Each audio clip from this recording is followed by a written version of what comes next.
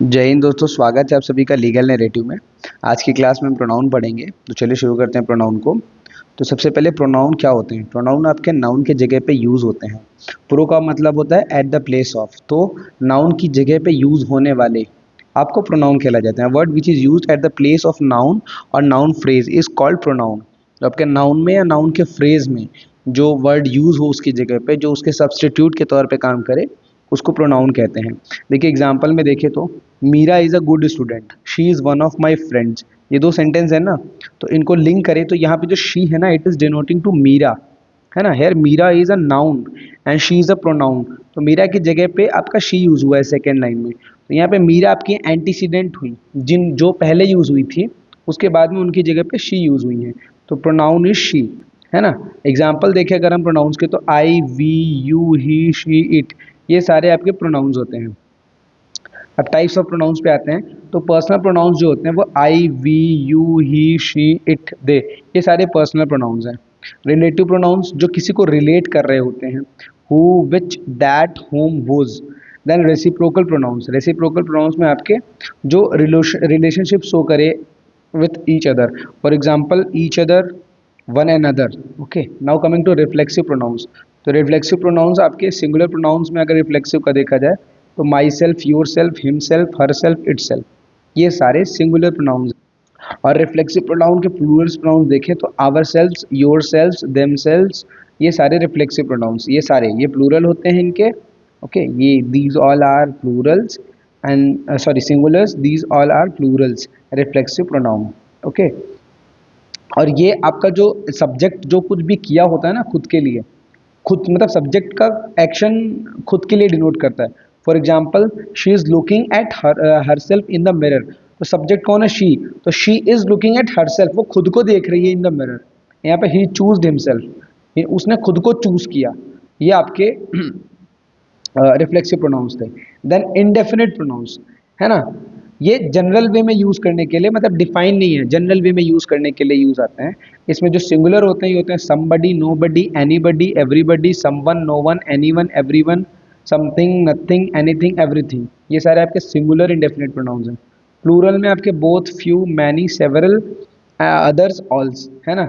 और singular and plural में आपके ऑल आएंगे, एनी आएंगे, more, most, none, some, etcetera, ये सारे आपके singular and plural both combined है। नाउ इंटरोगेटिव प्रोनाउंस, है ना, ये क्वेश्चंस को पूछने के लिए काम में आते हैं। They are used to ask questions. और ये इनके एग्जांपल्स है हु, होम, विच, व्हाट, ये सारे इंटरोगेटिव प्रोनाउंस के एग्जांपल। अगर इनका यूज देखें तो एग्जांपल में हु इज दैट मैन, वो कौन आदमी है। Which is your pen. Now coming to distributive pronoun, है ना। तो ये आपका यूज टू डिनोट पर्सन्स और things at a time. For example each, either, neither, ये आपके डिस्ट्रीब्यूटिव प्रोनाउंस हैं। एग्जाम्पल देखें तो each of articles is informative, हर आर्टिकल से हमें इंफॉर्मेशन मिलता है। Each of you is not allowed to sit at this desk. Okay, तो ये पर्सन्स को डिनोट कर रहे हैं या फिर थिंग्स को eight a time. Now demonstrative pronoun, demonstrate कर रहे हो जो कुछ भी। Demonstrative pronoun use two point out things और थिंग्स, पर्सन और पर्सन्स, मतलब किसी पर्सन्स को या पर्सन को, और या फिर चीज़ों को वो डेमोन्स्ट्रेट कर रहे हो, दिखा रहे हो। ये इनका एग्जाम्पल इनके this, that, these, those. Now possessive pronouns, ये पोजेशन या ओनरशिप शो करने के लिए यूज होते हैं, यूज टू डेनोट पोजेशन और ओनरशिप। एग्जाम्पल है mine, his, hers, their, yours. तो ये आपके टाइप्स थे प्रोनाउंस के। नाउ अब कुछ बातें याद करने के लिए हम देखें तो प्रोनाउंस यूज होते हैं ताकि नाउन्स का रिपीट ना हो, है ना। Without pronouns we have to repeat the same nouns over and over. इस बात का एग्जाम्पल देखें तो जैसे Tom said that Tom was going to call Tom's father. तो टॉम ने बोला कि टॉम जा रहा था अपने पापा को बुलाने के लिए। तो इसको हम जब प्रोनाउन के यूज के से देखें तो ऐसे लिख सकते हैं कि Tom said that he was going to call his father. तो ये दोनों जो हैं ये प्रोनाउन यूज हुए हैं इस सेंटेंस में। ठीक है, हर प्रोनाउन का एक एंटीसीडेंट होता है और एंटीसीडेंट आपका नॉर्मल नाउन होता है। ठीक है, the antecedent is the noun that the pronoun replaces. अब पर्सनल प्रोनाउंस देखें, हैव थ्री पर्सन्स। जैसे आपका पहले फर्स्ट पर्सन है आई, वी, जो बोल रहा होता है, स्पीकर होता है। Second person listener, that is you. And third person तो जिसके बारे में बोल रहा होता है, the persons that we talk about.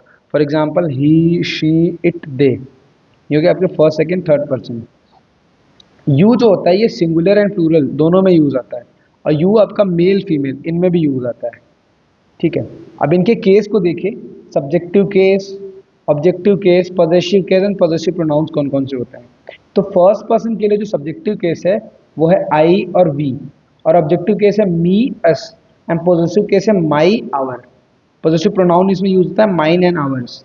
Second person के लिए you, your and yours. Yours आपका पॉजेसिव प्रोनाउन में आएगा और पॉजेसिव केस में आपका योर। थर्ड पर्सन के लिए सब्जेक्टिव केस है ही, शी, इट, दे, और ऑब्जेक्टिव केस है हिम, हर, इट, देम। और पॉजेसिव केस है हिज, हर, इट्स, देयर। और पॉजेसिव प्रोनाउन में हिज, हर्स एंड देयर्स। तो ये बहुत इंपॉर्टेंट है इन केस को अच्छे से याद करना, क्योंकि मैक्सिमम क्वेश्चंस आपके यहीं से आते हैं। ठीक है, तो इन केस को अच्छे से याद कर लें। अब आते हैं हम अच्छा नोट रूल्स आ गया नोट्स पे। ठीक है, तो जो आपके माई, आवर, योर, हर, देयर, ये जो है ना प्रोनाउंस, इनको प्रोनोमिनल एडजेक्टिव्स भी बोलते हैं, इनको पॉजेसिव एडजेक्टिव्स भी बोलते हैं, क्योंकि ये कभी अकेले में यूज में नहीं आते। एक alone they will not be used. क्योंकि जैसे हम ऐसा थोड़ी ना कहते कि माई इज कमिंग, हमेशा लिखेंगे माई फ्रेंड्स आर कमिंग और माई फ्रेंड इज कमिंग। तो ये अकेले यूज में नहीं आएगा, जब भी यूज में आएगा तो अपने साथ में नाउन को लेके आएगा यूज में। ठीक है, इसलिए इसको पॉजेसिव एडजेक्टिव्स भी बोलते हैं।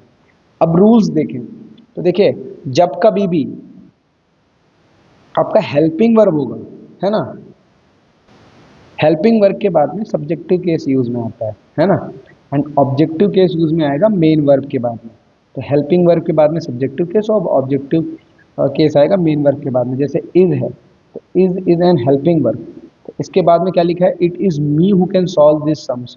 ये आपका गलत है, रदर ये सही होगा, इट इज आई, बिकॉज यहाँ पे ये आपका हेल्पिंग वर्ब है और इसके बाद में आपका सब्जेक्टिव केस यूज में आएगा। और सब्जेक्टिव केस जहाँ पे मैंने यहाँ पे देखा ना, I, we, you, he, she, it, they, ये आपके सब्जेक्टिव केस हैं।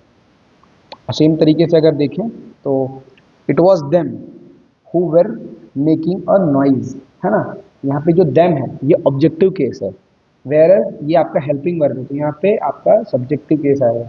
It was they who were making a noise, this is the correct. जब कभी भी लेट का यूज आए, है ना, तो लेट के बाद में आपको ऑब्जेक्टिव केस यूज करना है। For example, late you and I compose a music. तो यू का तो ठीक है, but I is a subjective case, not an objective case. यहाँ पे मी यूज होगा, तो ये करेक्ट होगा और ये रॉन्ग होगा। ठीक है, तो let you and me compose a song, it is a correct. Now coming to rule number 3। तो यहाँ पे जब कभी भी प्रीपोजिशन आएगा, प्रीपोजिशन के बाद में हमेशा ऑब्जेक्टिव केस यूज में आएगा, not subjective case. For example, this matter should be between you and I, so here between is a preposition. और जब कभी भी प्रीपोजिशन आ गया तो उसके बाद में यू, ये तो ठीक है, आपका सब्जेक्टिव केस ऑब्जेक्टिव केस दोनों में यू होता है। I, I is a subjective case, whereas rule क्या होता है कि यहाँ पे ऑब्जेक्टिव केस आएगा, तो ये गलत हो गया।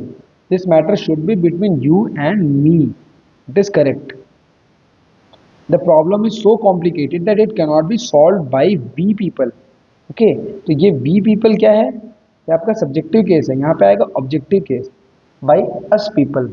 तो आपका होगा कि this problem is so complicated that it cannot be solve by us people, so this is correct. Now rule number 4, use a possessive case before a gerund.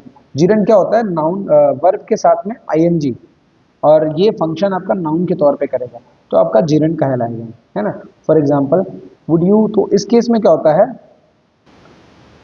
आपका पॉजेसिव केस यूज में आएगा, है ना, नॉट सब्जेक्टिव नॉट ऑब्जेक्टिव। यहाँ पे possessive के use में आएगा जिरंड के पहले। फॉर एग्जाम्पल, जिरंड यहाँ पे सिटिंग है, ओके, तो would you mind me, me is an objective case, sitting here, तो यहाँ पे ये गलत हो गया, my, it is correct. Second, nobody likes them shouting at their mindy cat. तो यहाँ पे shouting, shouting is a gerund, shouting के पहले क्या आया है, ऑब्जेक्टिव केस, तो यहाँ पे क्या आएगा, their, this is possessive case, this is correct. Now rule number 5। ठीक है, रूल नंबर 5 में आपका जब कभी भी वन यूज हो प्रोनाउन के तौर पे, जैसे होता है ना one's, one should do one's work, है ना। तो यहाँ पे क्या आएगा कि जब कभी भी वन प्रोनाउन के तौर पे यूज हो, it means people in general, यहाँ पे स्पीकर जो बोल रहा है तो उसको भी इंक्लूड कर देंगे। तो इसके बाद में हमेशा one as pronoun is followed by one's, इसके बाद हमेशा वंस का यूज आता है, वन के बाद में हमेशा वंस का यूज आएगा। For example one should do his duty, तो यहाँ पे जो हिज है ना ये गलत है, यहाँ पे हिज नहीं आएगा, यहाँ पे वंस आना चाहिए। सेकंड देखें option, one should do one's duty, it is correct, one के बाद में वंस आएगा। जब जब वन आपका प्रोनाउन के तौर पर यूज हो रहा है और जनरल सेंस में यूज हो रहा है, इंक्लूडिंग स्पीकर, है ना, people in general, people at large scale, इस कॉन्टेक्स्ट में यूज हो रहा है, तो उस केस में आपका वंस बाद में आएगा इसके, है ना। When one is a number do not use one's, जब कभी वन का यूज प्रोनाउन के तौर पर नहीं हो रहा है, किसी नंबर के तौर पे हो रहा है, जैसे one of them has done his work, है ना, यहाँ पे जनरल पीपल एंड जनरल पे यूज नहीं हो रहा है, यहाँ पे ये यूज हो रहा है काउंटिंग के तौर पे कि उनमें से कोई एक, तो वन ऑफ देम, तो इस केस में वंस नहीं आएगा। So now in this case ये वंस वाला जो है ये रॉन्ग है, वेदर ये करेक्ट है इस बार।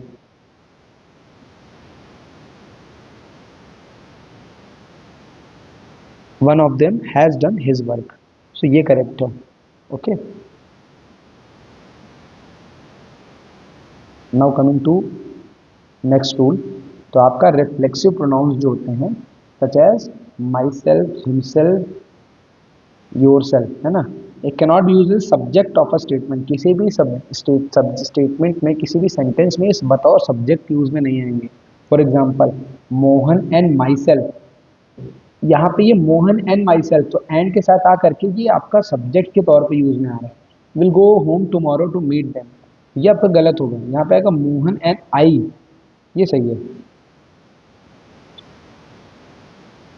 Now rule number 7, each one and one another, ये जो है ना डिस्ट्रीब्यूटिव प्रोनाउन, इनका क्या यूज होता है।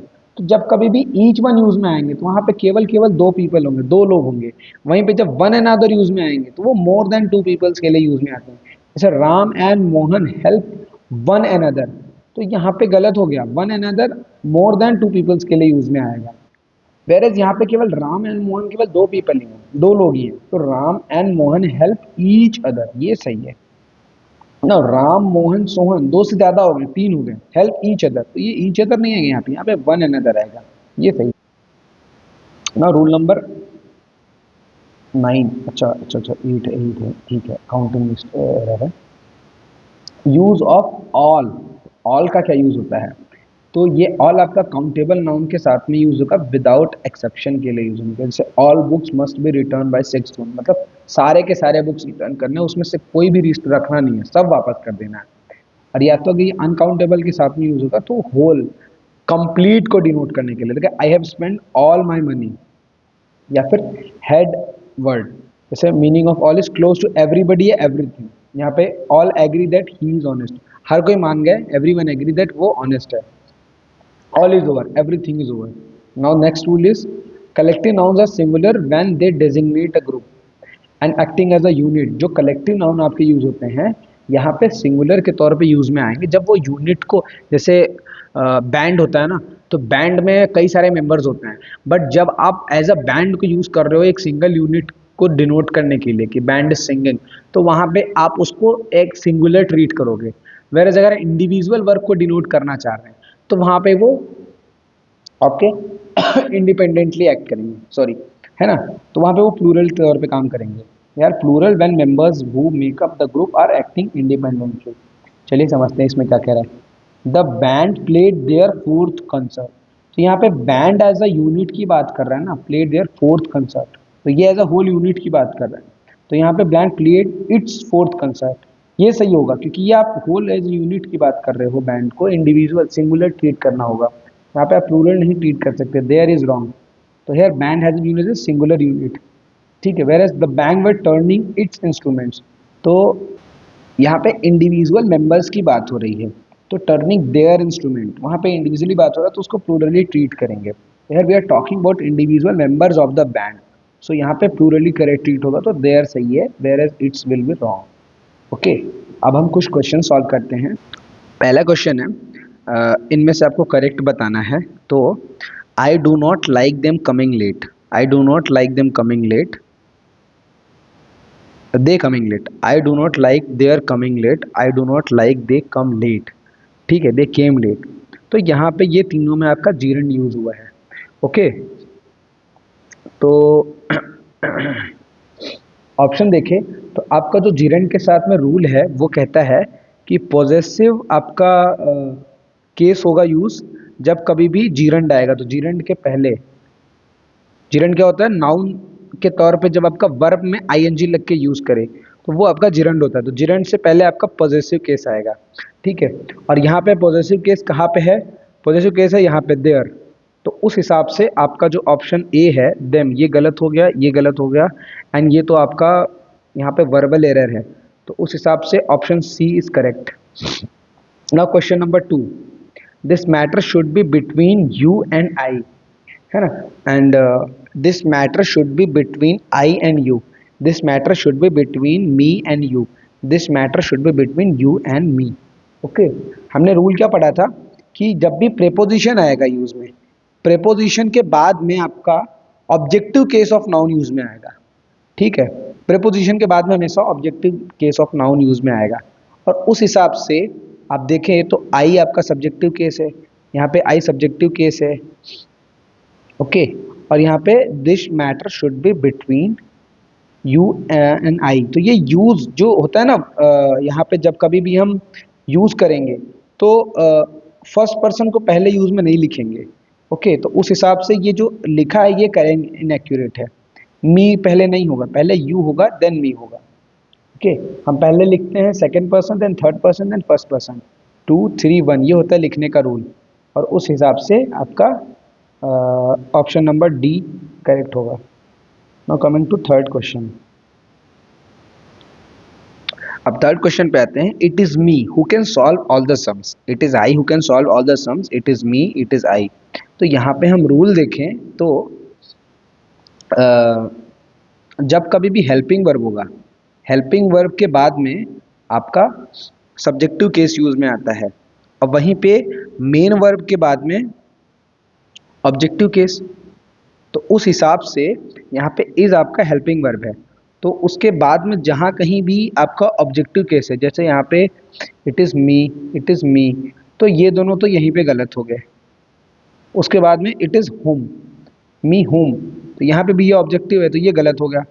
आपका जो सही होगा it is I who can solve all the sums. तो थर्ड का option D is correct. Now fourth question, late you and he go home with them.